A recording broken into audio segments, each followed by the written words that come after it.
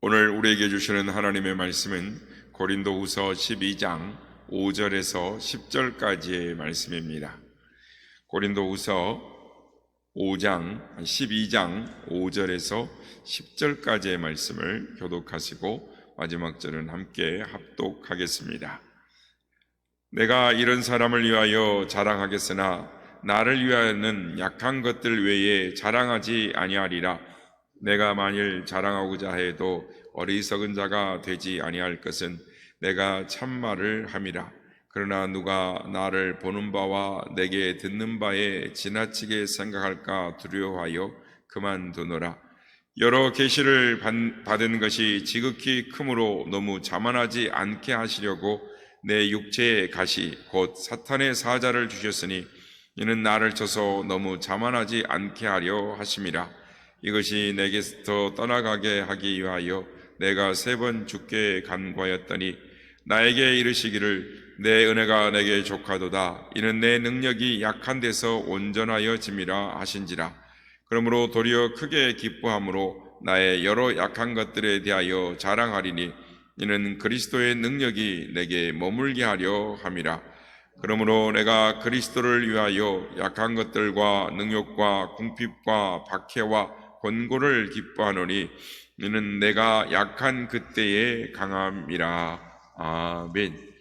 할렐루야. 오늘도 우리 예배 가운데 함께 하신 주님을 찬양합니다. 그리고 새벽을 깨워 기도의 향유로 나오신 모든 성도님들께 하나님의 은혜와 평강이 함께 하시길 기원 드립니다. 2024년 둘째 주간이 시작되었습니다. 하나님께서 주신 놀라운 축복과 은혜를 또 하나님 주신 그 마음과 생각을 끝까지 붙들고 올 한 해를 나아가는 우리 모두가 되시기를 주의 이름으로 축복합니다. 우리는 살아가다 보면 사람의 힘으로 안 되는 일들을 경험합니다. 뽑히지 않는 가시가 있습니다. 고통스러운 가시가 있습니다. 성도 여러분, 여러분에게도 그러한 가시가 있습니까? 우리 주위의 사람들을 둘러보면 겉으로는 아무렇지 않는 것처럼 살아가지만 조금만 속을 들여다보면 크든 작든 다 한두 가지는 문제와 아픔을 가지고 살아가고 있습니다. 어떤 일은 육신의 질병의 가시가 있을 것입니다. 어떤 일은 정신적이고 영적인 가시를 갖고 있을 것입니다. 어떤 일은 사람이 가시가 될 수도 있을 것입니다. 그래서 본문에 나와 있는 이 사도 바울처럼 자신의 가치를 해결해 달라고 하나님 앞에 간절히 기도해 보았을 것입니다. 문제는 이런 문제를, 이 아픔을 해결하지 못하고 아예 체념하고 살아가는 사람도 있다라는 것입니다. 어떤 일은 그 아픔과 고통이 부끄러워서 남들에게 드러내지 않으려고 안간힘을 쓰며 살아가는 사람도 있다라는 것입니다. 또 어떤 사람은 이 팔자가 사나워서 그러나 보다라고 생각하고 아예 체념하며 살아가는 사람들이 있습니다. 또 어떤 사람들은 그것이 너무 고통스럽고 고통스러워서 극단적인 방법으로 그것을 해결하려고 하는 사람들도 있습니다. 오늘 이 시간에는 우리에게 있는 가시에 대해서 생각함으로 하나님의 은혜를 생각하고자 합니다. 우리 인생은 누구에게나 가시가 있습니다. 그 가시는 나를 찔러 아프게 하는 것입니다. 뿐만 아니라 내 주변의 사람들까지도 아프게 하기도 합니다. 때로는 이 가시가 내 인생을 막는 인생의 걸림돌로 여겨질 수도 있습니다. 그러나 이런 가시를 잘 다루면 오히려 디딤돌이 되어서 하나님의 은혜를 가져오는 축복의 도구가 될 수 있습니다. 사도 바울은 자신에게 있는 가시에 대해서 이렇게 말을 합니다. 오늘 본문 8절에서 9절 말씀입니다. 우리 같이 한 목소리로 합독하겠습니다. 시작.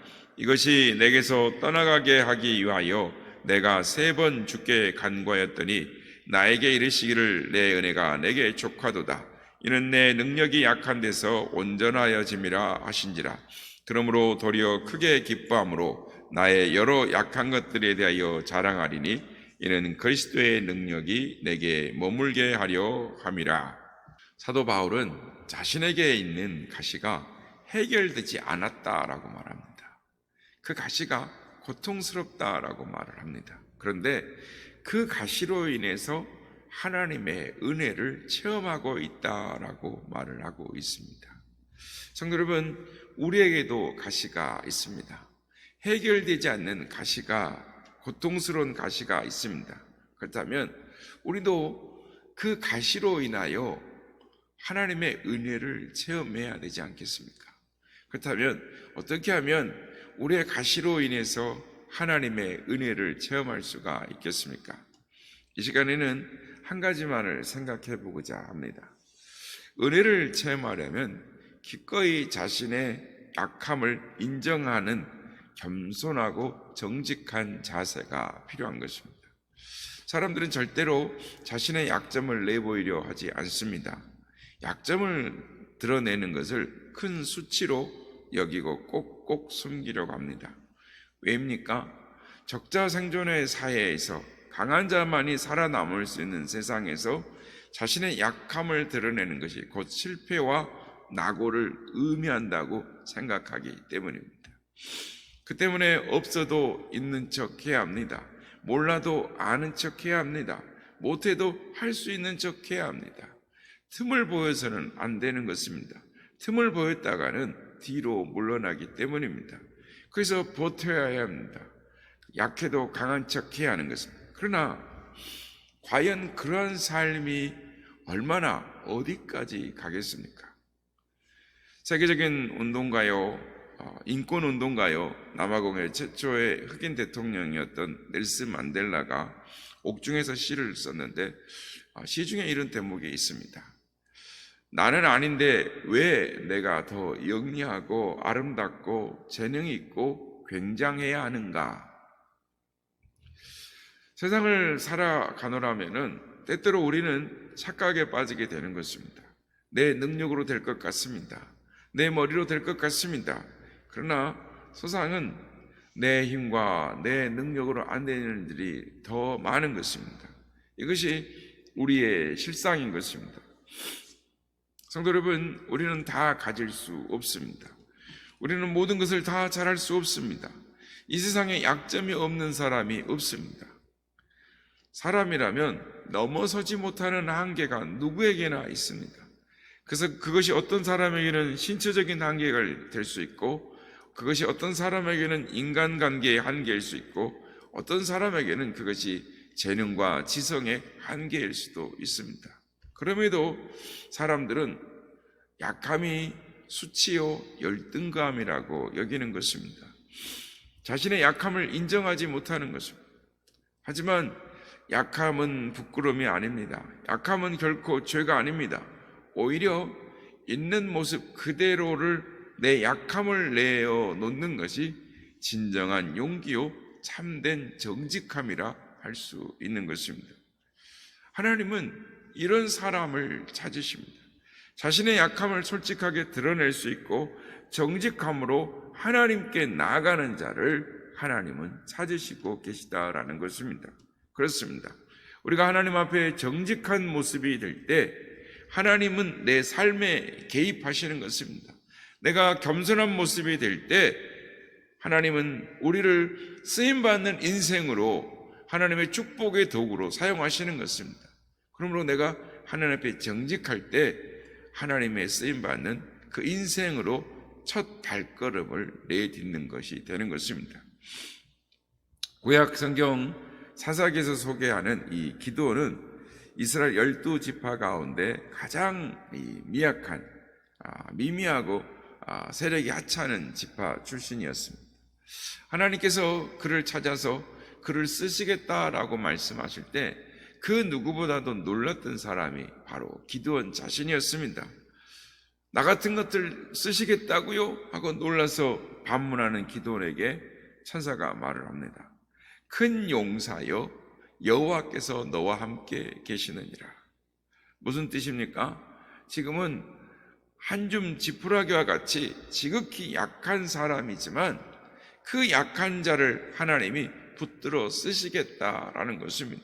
마침내 기드온은 300명의 적은 군사로 미디안의 13만 5천 명을 격파시키는 하나님께서 함께하는 약한 자가 얼마나 강한지를 보여주는 하나님의 도구로 쓰임을 받았습니다. 창세기 32장에 보면 야곱이 야복 강가에서 하나님의 천사와 씨름을 하면서 하나님의 축복을 구하는 장면이 나옵니다. 나를 축복해 주시지 않으면 보내드릴 수 없습니다.